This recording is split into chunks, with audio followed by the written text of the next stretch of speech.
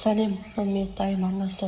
Бүгін біз анатомия сабағында адамның сүйек жүйесін бастаймыз. Адам денесінде орта есеппен 206 сүйек болады. Сүйекті осса деп атаймыз. Бұл сүйектер бірігіп қаңқаны құрайды. Қаңқаның қызметтері тірек болу, денеге пішін береді, қорғанышты қызмет, ми, жүрек, өкпе секілді маңызды мүшелерді қорғайды. Қозғалысқа қатысу, бұлшықеттер сүйектерге бекінеді. Қан жасау, сүйек кемігінде қан жасушалары түзіледі. Минералдар қоры, кальций мен фосфорды сақтайды. Сүйектің түрлері, ұзын сүйектер, мысалы сан сүйегі мен иық сүйегі, қысқа сүйек, жалпақ сүйек, білезік, жауырын жатады. Аралас сүйекке омыртқа жатады.